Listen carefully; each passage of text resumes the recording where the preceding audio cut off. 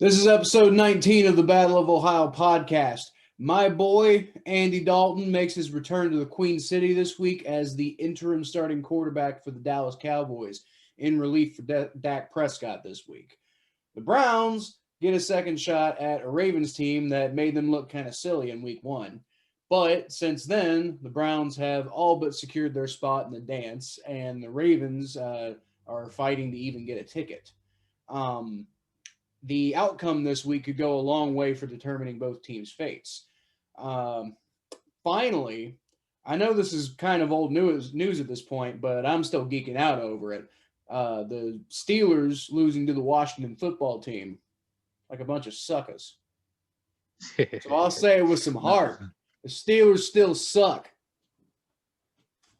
The Steelers still indeed suck, and there's still a chance that they could give away this division. So stay tuned, guys. Stay tuned.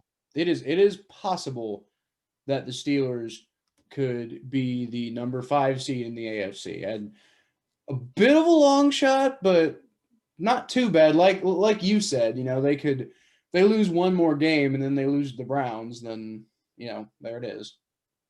Yep. Would that actually happen? Would you guys get the tiebreaker? I think it depends on the Steelers did sweep the Ravens. I think that might give them. I don't know. We got playoff predictor. We got some playoff predictors. We can play around with that while we go through this podcast. So I'll let y'all know. I don't think division record is the next one though. I think it should be. I think conference the Browns swept the next one, but division record should be the next one. I don't know why it wouldn't be. Yeah, the Browns swept the Browns swept the Bengals. The Browns swept the Bengals. That's about it. And they gonna beat but they lost every single one of their losses are from the AFC. Yeah. So it's kind of nuts. You think about it, dude. The Browns, I'm gonna be real. I want to say this, and this is not a bold prediction at all. This is just a solid prediction based off of observation of football. Whoever wins the AFC is going to win the Super Bowl. I just think the AFC is that tough. And I would say this, the AFC North is the best division in football, no doubt. And it's going to be the best division in football for the next 2-3 years. Unless, the Ravens have a catastrophic collapse or Ben Roethlisberger go through some kind of unforeseen injury. And we can talk about this later on the show, but just look at the young quarterbacks. You start off with 3 Heisman winners at quarterback: Joe Burrow, Baker Mayfield, and Lamar Jackson, and then you have a future Hall of Famer quarterback in Ben Roethlisberger. So that alone, you got 4 franchise quarterbacks in the division. You have 2 coaches who won championships, and Mike Tomlin and Harbaugh. You got an up-and-coming young coach and Stefanski. Zach Taylor, you got these great young receivers on every single team. We don't need to talk about Zach Taylor. You got so many there's so many great players in this division. This division is literally the SEC of the NFL. And it's going to be so much fun watching the AFC North the next 2-3 years and seeing who wins the AFC North, because it's just going to be I don't know about this the division, SEC. this region. The SEC has a history of super dominance. I think the AFC is just, this year, yes, the AFC is strong, but a couple years ago, the NFC was strong. It kind of I'm talking specifically of our division, the AFC North. I think the AFC North is going to be. Yeah, I think the AFC North is going to be a division. What does that make? Does that make the Bengals Vanderbilt? No, because there's an opportunity for all 4 teams. I think that within the next 3, I'm going to say this. I think within the next 2 years, all 4 teams are going to make the playoffs. Yeah, I think that's going to happen. I think that can happen next year. It depends on, we'll talk about Zach Taylor himself here in a little bit, but I think the Bengals playoff window really kind of depends on what they can or can't do with Zach Taylor. Because he's going to be the coach through 2021, whether we like it or not. So it just kind of depends on what he can or can't do with that. But speaking of the Bengals, let's go ahead and talk about this Bengals game. Like I said, Andy Dalton coming back for his triumphant return to Cincinnati in the battle of the 9 lost teams. A bad game. This is a bad game. This might be the least interesting game of the whole year. And Andy Dalton is technically starting, but he's only starting because Dak Prescott got hurt, and he hasn't exactly been playing super well. So, Bengals fans are used to that. Andy Dalton going into Bengals games with a history of not playing well that year. And Dallas should start Gilbert, honestly. Like I know Dalton have the experience. I know Dalton had the experience and they're in the playoff hunt. But I mean, they are not really. Gilbert played one game against the Steelers and he looked really, really good. I'm just saying, if he played against like a bad team. Okay, look, play Gilbert any other week, but man, I ain't got anything left to be excited for with this Bengals season. Give me Andy Dalton coming back. At least give me that. Let me have Andy Dalton come back and make my life exciting for a week. Welcome to the Battle of Ohio podcast, where we follow the revival of the historic rivalry between the Cincinnati Bengals and the Cleveland Browns.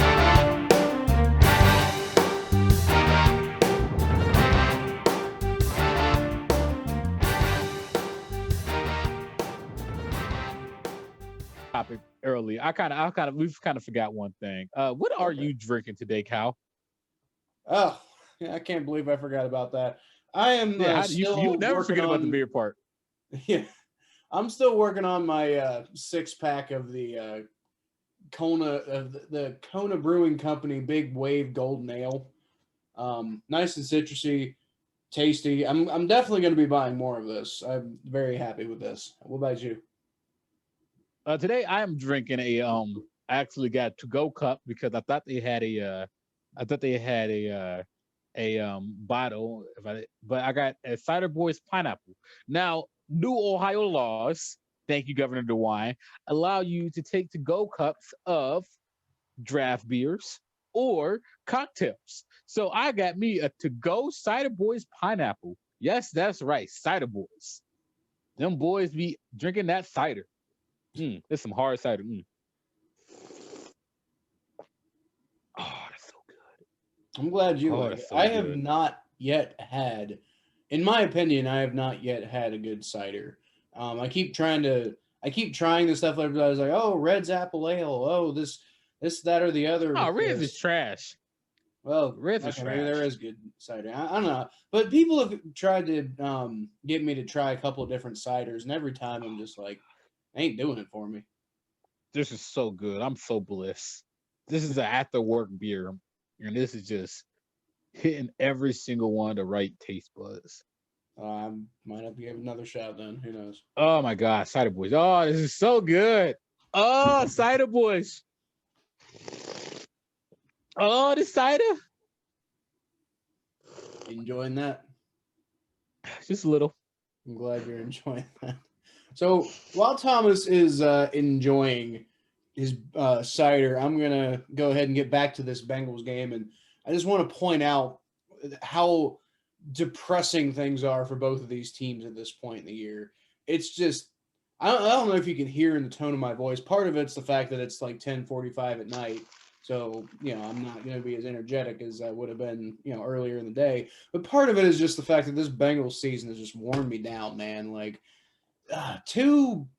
so far, it's looking like there's a good chance that it could be two win seasons back to back, and things have never been like, even in the 90s, we never had two back-to-back 2-win seasons. We only actually had one 2-win season. That wasn't even in the 90s. That was in 2002.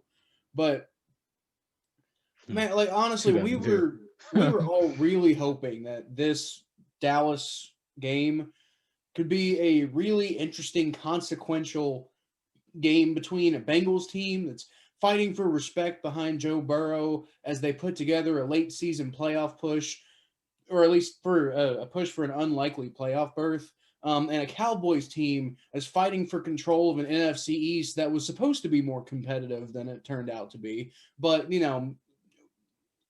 maybe Andy Dalton comes in and can kind of get that Cowboys team to the point where it's, maybe at least competing with the Giants and the Washingtons of the world. And that's not what we got. We got 2 9-loss teams. Both teams have lost 9 games.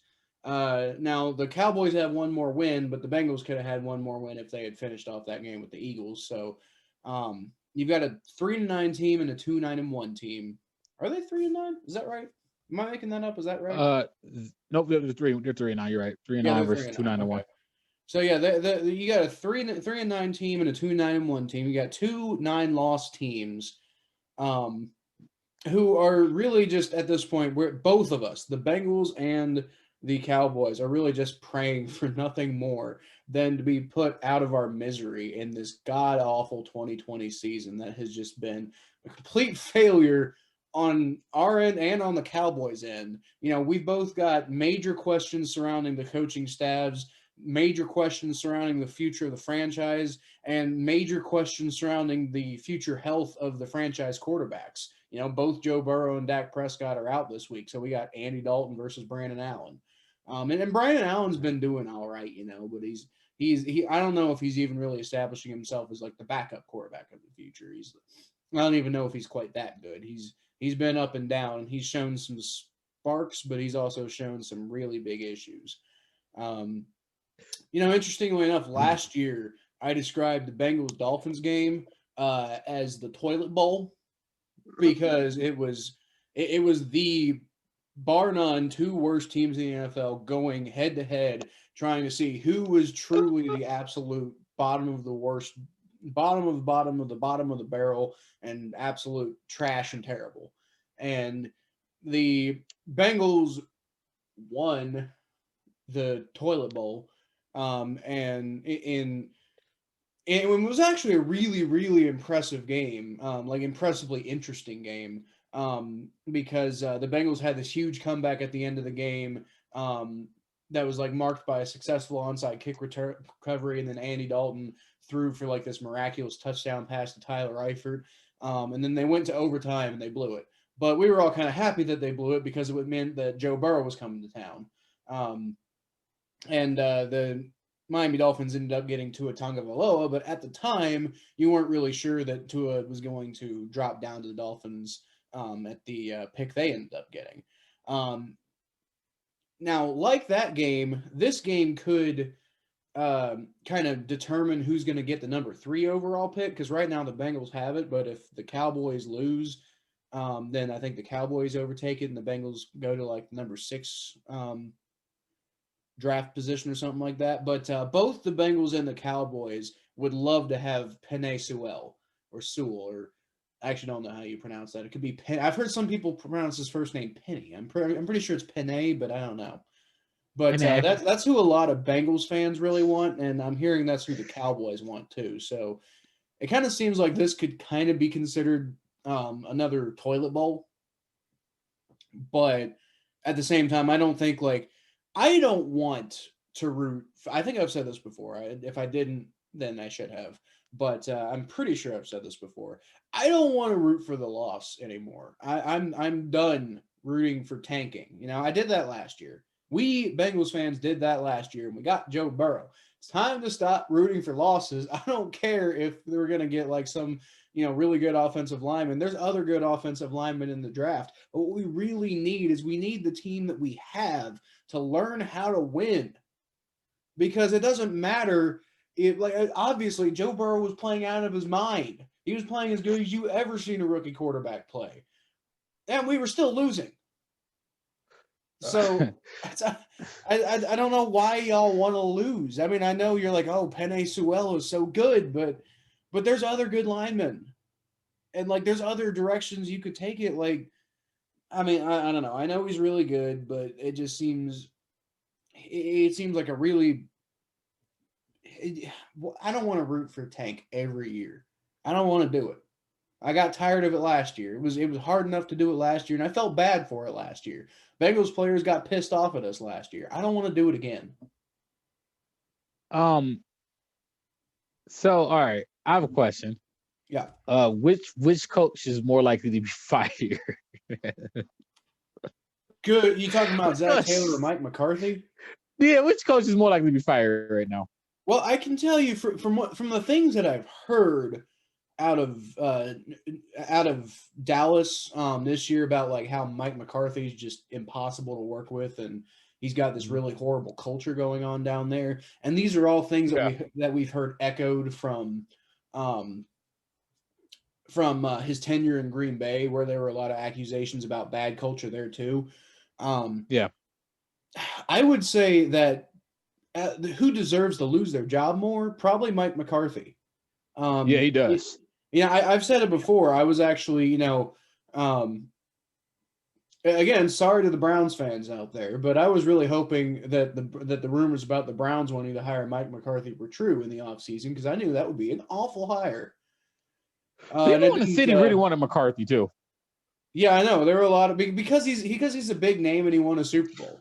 But I don't think people realize the only reason he won that Super Bowl is because Aaron Rodgers is one of the greatest quarterbacks of all time. Right. He's an unbelievable player who just completely just dragged his team to that Super Bowl. Yeah. I agree with all that actually, because but you don't think that in a moment. When you're a team when you're a city like Cleveland, and this is what they said about Baker Mayfield, you don't think about mediocrity. Personally, I wanted McDaniels. I still think that McDaniels probably would have done a really good job here. But I think that McDaniels would have. Yeah, but what did he really? He had he had Tim Tebow. Was he there when Peyton Manning was there in Denver? No, they brought Peyton Manning in with John Fox, I believe. Yeah, so I think that if he had Peyton Manning, I don't know. I think that I think McDaniels would have been a good coach. I think McDaniels still is going to be a good coach one day. I think McDaniels is going to be put him in the right situation. I thought the Browns would have been a great situation for him. The only thing about him coming to the Browns, though, the reason why I like Kevin Stefanski is because what McDaniels would have done was there would have been power struggles in the organization, and he would instead of him trying to build upon the good things, he would have just ripped out the carpet and started from ground zero. While Kevin Stefanski was like, there are actually a lot of good things here and there. We just got to clean this up, fix this, and build upon this. Not just completely erase everything. We just got to keep the things that we like and get rid of the toxic things that we don't like. And that's why Kevin Stefanski is the perfect man for this job. And McDaniels would have done that. Yeah, this is why I wanted you guys to hire. I was actually totally down with you guys hiring McDaniels. I felt the same way about McCarthy, and this is why I was so annoyed when you guys hired Kevin Stefanski, because I knew that was the right hire. And the reason for that is because of the exact same reasons why Freddie Kitchens was such a bad hire for the Browns. And the reason why a lot of these other flashy hires that the Browns have had have just been bad hires. And it's because guys like McDaniels and McCarthy, they bring this attitude to them. They bring this, some people call it swagger. Some people call it whatever. But at the end of the day, the Browns had plenty of swagger. They had Hugh Jackson, one of the most swaggery guys of all time. He's not that good of a head coach, but he's got swagger. But listen, the thing about the Browns is they had so much talent and they had no direction. All they had was just talent and raw emotion. And bringing in guys like McCarthy and McDaniels, all that really does is it brings out more of the emotion. It brings out more of the guys and with more emotion, all you're going to do is you're going to get more mistakes, because you've already got the talent, you've already got the passion, and just trying to go more in that direction, all that's going to do is create more mistakes, like what Freddie Kitchens did. Yeah. And so that's why I was all on board with you guys hiring either McCarthy and McDaniels, because I thought that those would be the kind of guys who would keep you guys going in that direction. But you hired Kevin Stefanski, and I'm like, damn it, that's a really level-headed guy. That guy might actually be able to get the most out of this roster. It's kind of like, when I heard that Mike Zimmer was a potential candidate to end up in Cleveland. You guys ended up going with Hugh Jackson, I think, that year. But there was talks about Mike Zimmer a couple of times, actually. A couple of off seasons he ended up staying here. And then the season that he did leave for Minnesota, they were talking about him going to Cleveland. But Mike Zimmer would have been a really good hire for you guys, because the same thing with Kevin Stefanski. Kevin Stefanski is a Mike Zimmer, legacy. He's comes from that Mike Zimmer school of, like general. I mean, Mike Zimmer's kind of a hothead.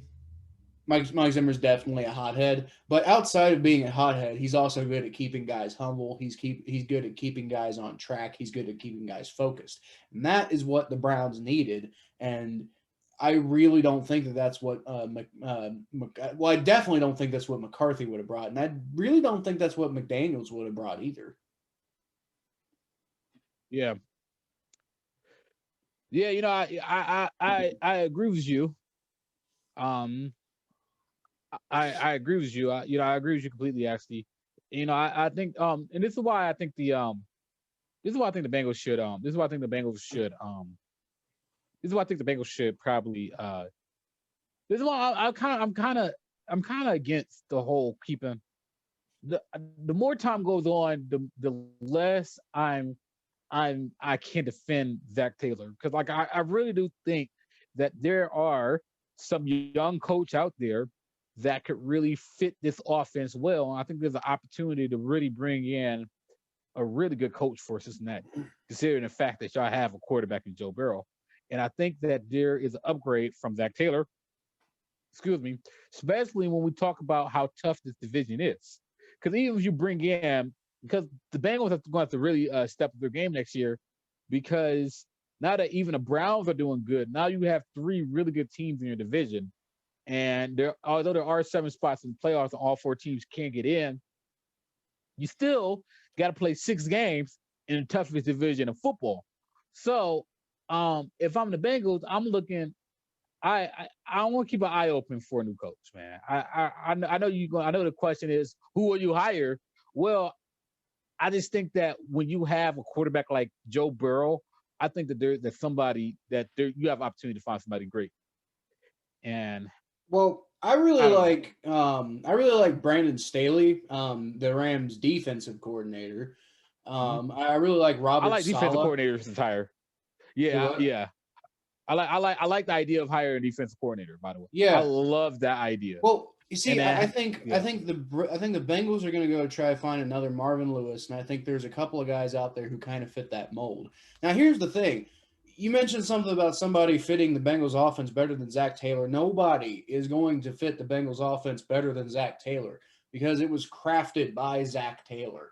Nobody's going to fit that offense better than Zach Taylor. But the defense, I don't think Zach Taylor has really been the best head coach. He's done a fine job crafting an offense. He needs to put a better offensive line out there, but he's done a fine job of crafting an offense.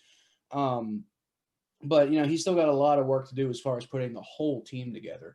Now, here is why I don't think, and I've said this before, I'll say it again, and I'm gonna die on this hill. I am. The Bengals need to give Zach Taylor through 2021, like was the original plan the whole time, because I don't want to start going through this cycle where we're firing coaches every 2 years because we just can't find the right guy. And you got to give people time to put their system together. Now, I will say, I don't think that Zach Taylor really has enough time left to turn things around. I think he's got the talent in him. I think he's going to be a great coach someday. I don't know if he's got enough time left to prove himself to the Bengals to actually get this whole thing turned around. But But you got to give him the chance anyway. And it's not just because you got to give Zach Taylor the chance and you got to do right by him, but you got to show other coaches in the future. You got to show incoming potential new hires that we're going to, give you the time that you need. We're not just going to go straight from giving Marvin Lewis 16 years to giving every coach 1 year, or 2 years. You don't want to do that. You don't want to build that expectation because this Bengals team is not the kind of team that can just go entice literally anybody they want to come, coach in Cincinnati. You have to convince them that it's a good job to take. This is not, you can't do things like, the Rams and just do whatever you want because at the end of the day, you're in LA and, there's some history there at times. This is as the Bengals organization, you have to realize that you're kind of in this position where you have to convince people that being the Bengals head coach is a good job. And your NFL head coaches, if they go get a head coaching job, they're going to make a bunch of money no matter where they're going. So I really don't think that it's just as simple as saying, oh, pay them more than the next guy. It's a matter of both giving them a good amount of money and convincing them that, hey, you want to come work here because you want to be a part of what we're building, because we think you can be a big part of what we're building. And I don't know. That's part of it. I also think that there are certain things that Zach Taylor has done well, like draft, for example, and actually bring talent in. I think he's done that well. And so, once again, you might as well let him keep doing that and give him the time that you said you were going to give him through next year. And hey, maybe something does magically click next year. Sometimes it takes a while for things to click. Who knows? This could be, I know the Cardinals aren't really the best looking example right now because they're not looking so great the last couple of weeks, but they're still making a run and they're looking like they really could be a playoff team this year after 2 top 5 picks in back-to-back years. It can happen. I know one of those years was, Steve Wilkes and he got fired after a year, but I wouldn't say I'm totally sold on Cliff Kingsbury as this great coach. So I don't know, why can't Zach Taylor get things to click for the Bengals after 2 years of building? I don't know. I'm not saying it's gonna happen. There's definitely a lot of work that we'll talk about as the offseason approaches and during the offseason, we'll talk about what needs to be done there. But at the same time, you're kind of already in this position anyway. You might as well see it through. Yeah, I agree. And before we switch to the Browns and stuff, I do want to say this about this game though. I do want to get my take on this game. I think it's going to actually be a good game. I think it's going to be we talk about Zach Taylor when we talk about the offense. This is a game the Bengals should win. This is a game the Bengals. I'm not going to give you my prediction what I think is going to happen, but this is a game. If you're Zach Taylor, you're on a hot seat. People are talking about your job like we are on this podcast. This is a game that you should be able to win, considering the fact that you have. Is Joe Mixon still hurt, or is he okay? He's on IR. Yeah, he's done for the year. Joe Mixon's done for the year. Okay. That's but tough. I mean, you still got Gio Bernard and Samaje Perine back to back. They've been doing fine. Well, the Cowboys are one of the worst run defenses in the league. They cannot stop that run. That defense is horrible. So you got to figure out ways to even with Bernard and boys, you got to figure out a way to get possible. You got these speed receivers, Tyler Boyd. You have T. Higgins. Maybe do something where you can give those players screens or something where you could give them where you could get the ball in their hands where they could set up run plays, because the Cowboys defense is horrible and they're horrible defending that run. And you can set up some run plays for even your receivers. Even you got to run that ball. Find ways to run the ball against the Cowboys. You will beat them. And the Bengals defense isn't horrible. That defense is starting to impress me. Defense isn't horrible. I mean, they're not good. They're not great, but they're not horrible. But they're good enough to stop Andy Dalton and the Cowboys. And I just think that they're the path for the Bengals to realistically win this game on Sunday. And there's a lot of holes in that Cowboys team and that Cowboys defense, especially when you look at the weapons. And maybe Brandon Allen with another day experience, another start with these starters and just more practice. You know, he looked better last week than he did the week before. So maybe, maybe I can figure out something to win this game. I don't know. This is a very winnable game on Sunday for you guys. It's a very winnable game. Very winnable. I definitely think that this is a very winnable game for the Bengals, but then again, I was gonna say so was Washington, but in fairness, we were winning that game, and then the unthinkable happened, and then at that point, it's just kind of like I really don't blame them for. I mean, I do kind of like you're still playing the game, you got to go out there and fight, but at the same time, they're shell shocked at that point, like because of what happened to Joe Burrow at that point. They looked shell shocked for the rest of the game. That's what happened. Like they were doing well enough to win that game, and then Joe Burrow got hurt, and they just completely deflated. They like all the energy was gone. How do you not be shell shocked at this United injury? Yeah, I'd be shell shocked too, but at the same time, they're professionals. You can't necessarily keep that as an excuse, but I will say that maybe that one's not the best example, but they should have beat the Giants. They were playing well enough to beat the Dolphins. Maybe that wasn't a shoulda win kind of game, but after after most of the first half, it kind of got into shoulda won territory, or at least very well coulda won territory. There's been a lot of shoulda win games for the Bengals this year, and they just haven't been doing it.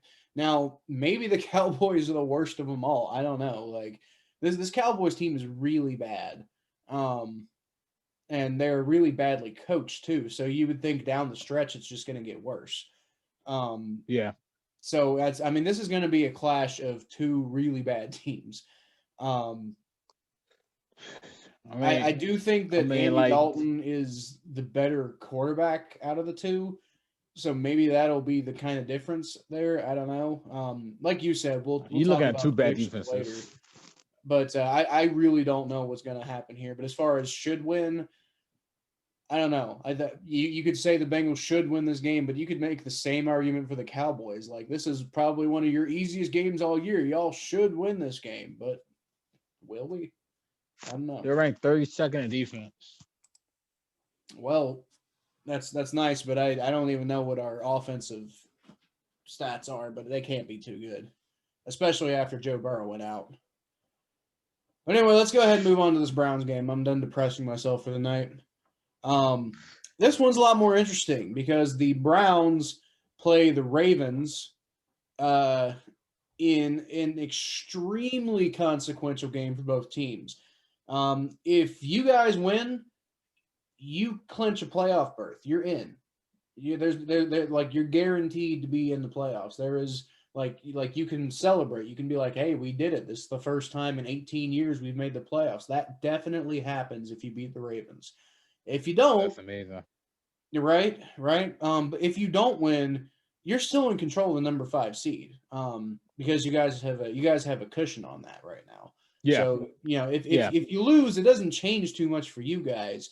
But it's kind of a must-win kind of game for the Ravens. It's not that much of a must-win because I believe with a win, there's still a game out via tiebreaker. So they can't get back into the playoffs this week. But it won't be that much. It'd be extremely deflating, I think, for the Ravens if they lose to the Browns. And not because the Browns are a bad team, but because the Browns are a good team. Because the Ravens are like, do we even deserve to be in the playoffs if we can't beat one of the teams that's in the playoffs? When we basically need to win out to get there. They can still get there if they lose to the Browns, but it's going to be there's only like 3 games left in the season at that point, right? So I mean, you're kind of kind of running out of time here. Yeah. So, I'm looking at this game and I'm looking at defensive stats too. And I'm just gazing at this stuff. The Ravens allow some things that kind of just caught my eye off the top of the board. The Ravens they are 25th in the league on gaining interceptions, so they do not intercept the ball a lot. They're 15th in sacks, so they're not really good at getting pressure. They're 14th in passing yards allowed, so they're middle of the pack in allowing passing yards. They're 30th in the passing attempts, and they're 26th in passing completions, which means that the weak spot for the Ravens defense is their passing. So which means that there's an opportunity for Baker Mayfield to have a solid game. They're also 13th in rushing yards. I mean, they're middle of the pack in rushing yards, and they're 17th in the league on red zone touchdown. So which means that there's holes in this Raven defense. There's a lot of holes in this Ravens defense. Mm-hmm. The first glaring hole is that they allow a lot of passing yards. They allow a lot of passing completions. They don't allow a lot of yards, they allow a lot of passing completions. They allow adequate amount of passing yards. So their defense isn't they have problems in that secondary. I don't really know who's in their secondary right now, but based on the numbers, it doesn't seem like they have a lockdown defense that a lot of people thought they would have. Which means the Browns get that play action going. They could probably have their way with the Ravens. Now, the Ravens they're still only third in the league in points allowed, but that's because the Ravens, they have that. It's the I like to call it they do a great job of preventing the other team from having the ball. Game control with their running backs, Lamar Jackson, and they do a great job of just not allowing the other team to have the ball. For the Browns, what you got to do to win this game is you got to contain Lamar Jackson, which is the hardest thing to say in the NFL right now. Even though he's coming back from COVID. I'm not underestimating the Ravens like so many people are. I'm not leaving the Ravens to die because I still remember that last season what they did. That wasn't a mirage, not in my opinion. And I think this team very well could go for a I think this team really very well could win out or run the table if you allow them to. So for the Browns, if you want to stop that momentum from the Ravens, you have an opportunity to really, like you said, rip the hearts out from Baltimore. You have an opportunity to really put a stamp on the division and tell Baltimore that, hey, y'all not our bullies. And this game is so big, and the Browns cannot underestimate the Ravens just because they're 7-5. You just can't. Because the reality is the Ravens had our number for the last 20 years. So we just can't underestimate this team. So I need a big game from Nick Chubb. I need a big game from Baker Mayfield and Myles Garrett, the 3 stars, the big 3 of the Browns. Okay, so yeah, the Browns have an opportunity to really rip the heart out of the Ravens. They have an opportunity to really break the Ravens' spirit of the season. The Ravens could easily run the table here, or they could easily win 3 out of 4 in the season and make the playoffs. So if you're the Browns, you see the opportunity to take care of a division opponent and break their spirits. For the Browns, the most important, the key to their game is their big 3, or I guess their big 4. Nick Chubb, Baker Mayfield, Jarvis Landry, and Myles Garrett. Those 4 players have to have a big game, or not at least a big game, but just their like above average version of their game. Those 4 gotta have a good game. If those 4, there you go again. What the fuck, man? 4 take care of business, then we'll win this game. I'm here. All right. I'm here. All right. Well, I think. Can you hear me now? Yeah, I think we kind of got most of what you were saying there. I do have a couple of thoughts here. Yeah. On the Browns, though. For me, the biggest thing I think that y'all got to avoid is a situation like we had last time when like 3 months ago, way back in week 1, when you guys played the Ravens and y'all got like put to bed. I mean, that was an ugly game. That was an ugly, ugly, ugly game. And it wasn't really on any particular phase of the game either. Like, the Browns had over 100 yards of rushing. I mean, Kareem Hunt and Nick Chubb individually didn't have the most amazing days on the planet, but they did. The Browns did combine for over 100 yards rushing. Baker Mayfield didn't have a bad game, like a really bad game either. He didn't have a particularly good game. But a lot of that was actually something we've talked about before. It was Baker Mayfield tried to throw the ball 10 times to Odell Beckham Jr. only connected on 3 of the passes. Now,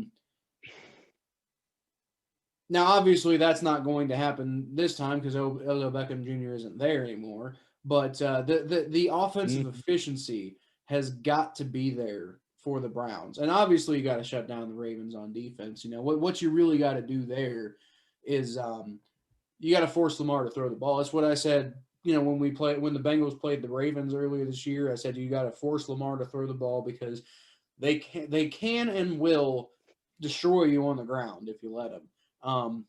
We saw the way they played against the Cowboys. You could tell that the Cowboys just looked completely lost because Lamar Jackson and the Ravens running game was just absolutely destroying them on the ground. It's how they've kind of masked a lot of their offensive inefficiencies this year is by getting it done on the ground, and y'all got to be able to contain that at the very least, so that you can force Lamar to throw the ball, and inevitably he's going to make some mistakes that hopefully you can capitalize on.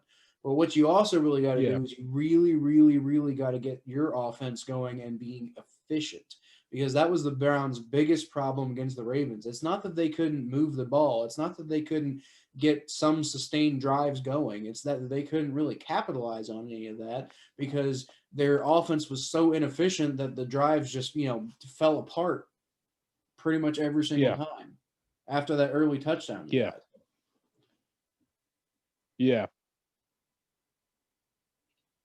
I agree. By the way, the website I'm using to look at these rankings, by the way, is lineups.com. I'm just looking at these. They do a really good job of laying out each team stat rankings. It's a great website to see stats of team stats and team rankings. Yeah. Oh, okay, I see it. Yep. Yeah. Interesting. Not bad. Not bad at all. Yeah. I'm just pulls it up and then I got the stats. Anyway, I agree. Another thing to remember about that game, that first game, is that was the first game of the season of a new head coach, no preseason, pandemic football. Right. The Ravens had a team that they had brought pretty much everybody back from the season before. So for the Ravens, they just kind of just ran everything they ran last year going to the game. The Browns had a new offense, new head coach, new all this other stuff going to that game. Like, I don't know. I just think that I don't know. I think that's a hard game to judge. I think you can't judge a team off that first game. You really can't. But at the same time, I think there's also important lessons to be learned from that game. Because at the end of the day, this was the same Cleveland Browns players and the same Baltimore Ravens players who played in that game and ended up with a 38-6 game. So all I'm saying for the Browns is you got to take some lessons from that game to make sure that it doesn't happen again. Oh, yeah, I bet you they have. But they're a different team. And if the Ravens think the Browns are the same team, if the Ravens think the Browns are the same team they were from week 1, and they treat the Browns like they're the same team from week 1, watch out, Baltimore. Well, I'll tell you one thing. Both teams are a lot different than they were week 1. Because week 1, just because of the way that COVID was, just because of the way that COVID destroyed all of the lead up to the season, everything like that, the week 1 really just kind of felt like a continuation of 2019. It felt like every team just picked up where they left off in 2019 because they didn't get a chance to really change anything up because of the way the offseason was. And that's basically what happened. You had the 2019 Baltimore Ravens, who were dominant in a lot of cases in the regular season last year, and were probably pissed off from their early playoff exit. And then you had the 2019 Cleveland Browns, which, as you remember, were kind of a sideshow. So So that you could definitely make the argument that both teams aren't even close to the teams that they were 3 months ago, and that's going to happen in any NFL season.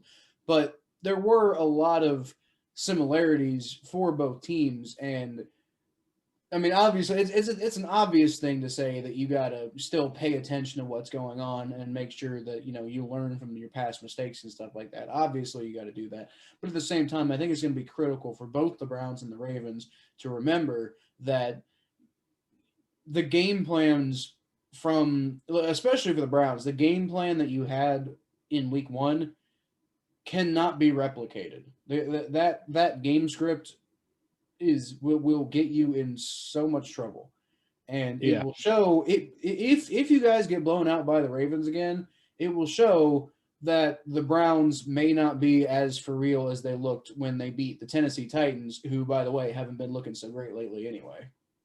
Yeah. So we'll see what happens. I don't think this defense, this Ravens team is as bad as people are saying they are. I think this Ravens team is a really good team, and I think the Ravens can easily win this game, considering the fact that they still have everything the Ravens have. Like that Ravens team, like that offense is still, man. Yeah. That Ravens team would be scary, man. I'm not gonna sit here. And most years, that Ravens team, most years, you're 7-5. If you're 7-5 in week 13, you're not thinking about, oh, we might miss the playoffs. You're 7-5, you're right in the mix of the playoffs in most years. It's just the fact that the AFC is so good this year, and the AFC is the has and have-nots. But I just don't think you can sleep on this Ravens team at all. Well, as I was saying earlier, and to kind of transition a little bit as it relates to the state of the AFC North right now, this game is going to be maybe not completely defining, but certainly pivotal for the Ravens' hopes to send 3 AFC North teams to the playoffs this year. Because if they lose, they will be 7-6, and I mean, you're still competing with the Oakland Raiders, who also could be 7-6 at the end of this game, but they could also be 11-5 depending on what happens. You're still competing with the Dolphins, who are very likely to be 8-5 at the end of this week when they most likely lose to the Kansas City Chiefs. You're still competing with the Indianapolis Colts, who could be either 8-5 or 9-4. You're still competing with the Tennessee Titans, who, who knows which of those teams is going to end up winning that division. And you're not competing with the Browns anymore because the Browns have clinched their spot at that point.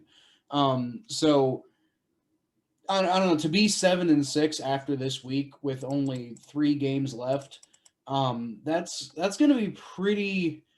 I wouldn't say insurmountable, but it's going to be pretty problematic for the Ravens to be in that position. You only got 3 weeks left, and you basically got to what would happen is you would have to win at least 2 of your next 3 games and hope that pretty much all of your opponents collapse. You're gonna have to hope for at least 2 teams. I think probably the Dolphins and the Raiders, both of them. You're going to have to hope that they only win 1 of their final 3 games. You're going to need a lot of help, Baltimore. You're going to need a lot of help if you don't win this game. And you're still going to need help even if you do win this game. Like I said, if they win this week, that's nice and dandy and all, but the only thing it really does is it, makes it a little less dire. They still need help to get into the playoffs. They'll only be they'll be the first team out, but they'll still be out. Yeah. But at least don't got to worry about the Patriots. It look like. Nope. The Patriots just as we were recording this, the Patriots and the Rams played their game, and the Rams definitely showed that the Patriots are maybe not the same team that we thought was maybe going to be resilient, or at least I thought maybe had a little bit of resiliency left in them to make a playoff push. I think at this point, it's still not impossible, obviously, but be pretty shocking to see the Patriots come back and make the playoffs at this point. They were who we thought they were. Well, they were who we thought they were. You see, I wasn't sure of what I thought they were. But we'll talk about this later in the predictions. We'll talk about this later in the predictions because that's not AFC North related. Let's talk about the Steelers, though. Boy, do I like talking about the Steelers after they lose. But we already talked about the actual game that they lost. Let's talk about another game that they might lose. By the way, I looked it up. In order for the Browns to win a division, we still have to lose 2 games, and the Browns to beat them in Week 17. So we need the Browns and the Steelers to both be 12-3 going to that Week 17 game, which is still very possible because the Steelers do play the Bills and the Colts and the Bengals. Come on, Brandon Allen. Well, I wouldn't count your chickens on that one. But let's talk about the first step of that. Let's talk about the Bills and the Steelers. This is a pretty good matchup because like the Bills have one of the most efficient offenses. Maybe not efficient. Maybe that's not the right word. But they definitely have one of the most explosive offenses in the NFL. You're going up against a Steelers defense, which is just off the charts in nearly every single category. So you could definitely see that not really being a matchup that really favors the Bills too much. But at the same time, what the Steelers have really thrived on this year is getting in the backfield and disrupting the quarterbacks and, making them, go like, oh, what's going on? And having to make like quick erratic decisions and, just because they have such an insane pass rush. And that's probably not going to work against Josh Allen because Josh Allen can extend the play. Josh Allen can move around. Josh Allen can run if he wants to. Josh Allen can do a lot of these things that basically, I don't want to say nullifies a pass rush, but definitely makes it more difficult for a pass rush to be relevant. It's going to be a test for the Steelers defense, and particularly on defense, I think the game plan is going to be similar to the way that the Steelers played the Ravens when they played against Lamar Jackson, which that probably doesn't really inspire a lot of confidence if you're wanting the Steelers to win this game because, the Steelers barely won that game, and the Bills' offense has been a lot better and a lot more consistent this year than the Ravens had. And not to mention, Joe Hayden's out. So, yeah, it could it could get ugly for the it could potentially get kind of ugly for the Steelers this week. That'd be 2 losses in a row potentially. And what's the conversation at that point? You probably lost the number 1 seed at that point.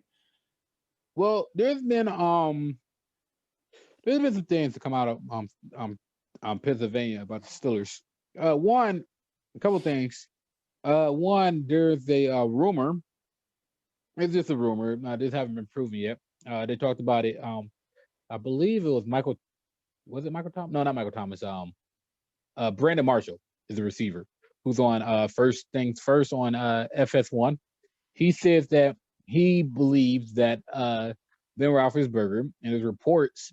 He says that there's reports of Ben Roethlisberger changing the play calls from his offensive coordinator pretty frequently.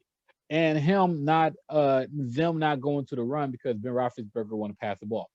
Now, Ben Roethlisberger's having a great year passing the ball, but we are getting late in the season.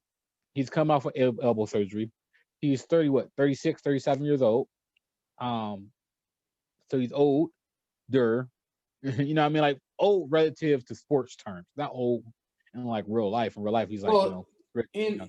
But in a world where Tom Brady's still playing at 42, going on 43, it's kind of difficult to say Ben Roethlisberger's that old, but you're right, he's pretty old. well, yeah, no, I mean, Tom Brady's an anomaly, and Tom Brady didn't take as many hits in his career as Ben Roethlisberger, because Tom Brady wasn't as a physical player as Ben Roethlisberger was. Sure. Excuse me, because Tom Brady released that ball before he got hit in the pocket. Ben Roethlisberger didn't. Ben Roethlisberger stayed in that pocket until he gets dragged down. He throws that ball. Like Ben Roethlisberger, that's his playing style. And yet he's Anyway, still playing. yeah, it's pretty. I mean, I hate the dude, but you gotta give him credit. I digress. This team is going through a lot. There's some dysfunction right here, and they're playing 3 games in 12 days. I don't like it. Just doesn't. It's not a good recipe for them this week. It's not a really good recipe for them this week. It's not a really good recipe for them at all. Because this hot Bills team's coming in. Josh Allen has taken his game to another level. It's going to be the toughest opponent the Steelers play all year. Yeah, this is going to be a very interesting game for Pittsburgh. We'll talk about it more in positions, I guess. But there's a little turmoil there in the Pittsburgh locker room. I still think they're going to finish. I still think they're going to probably win the division. I think the Chiefs are going to probably end up taking the number 1 seed. But, there's probably some sweat going on in Pittsburgh right now. Probably a little sweat. I think so. I think in particular, and we probably need to go ahead and wrap this up, but I did want to mention one more thing. You mentioned that Ben Roethlisberger's been changing the play calling or away from running. Mm-hmm. That might be a good idea because so the Steelers rank with the fourth lowest rushing yards in the NFL, and that's a big point of emphasis for this game, I think, because if the Bills can manage to rein in the Steelers' passing game, they know that they can't run on them.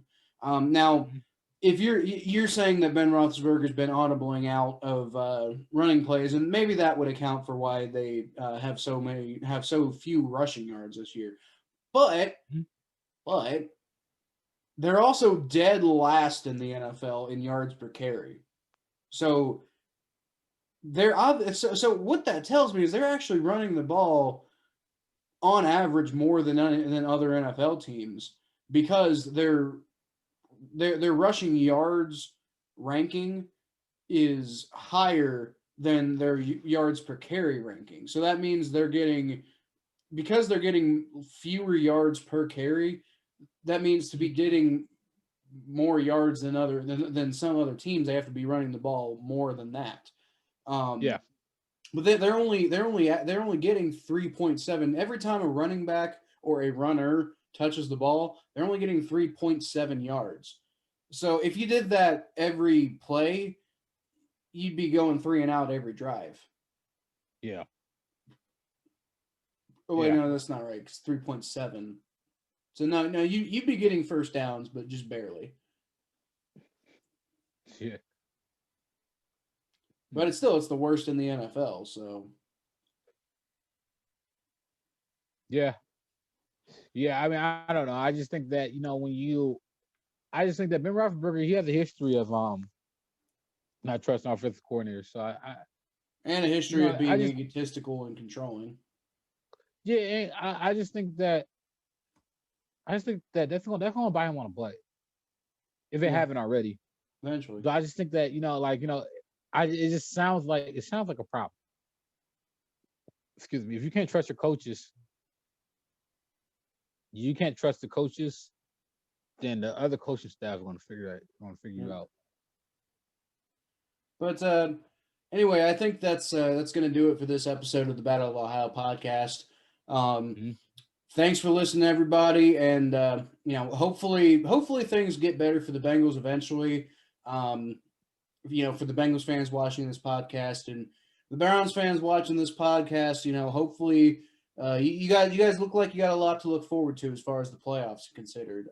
Just got a little bit more work to do to secure that and lock it up. And, on top of that, prove that, that you're going to do something when you get there. Unlike my Bengals who, got to the playoffs and then didn't do anything when we got there. Yeah, thanks for listening to the podcast. You can find me at Kyle Phelps 92 on Twitter and at facebook.com/LaPhelps. I'm mostly active on Facebook, so if you really want to follow me, do it there. You can find Thomas at T_star94 on Twitter and Instagram, and YouTube, the Blowdown page, or just Blowdown page, not the Blowdown page, but you know what I mean. But Yep. Yeah. Does cool comedy videos and just fun stuff over there. But like I said, thanks for watching. And we got the predictions we got the upcoming predictions episode coming up for you after you're done watching this. Go ahead and watch the week 14 predictions episode and see me try to claw my way back to being relevant, because I'm not doing so well in that if you've been keeping up with those. But yeah, thanks for watching. Hoo day. Go Browns.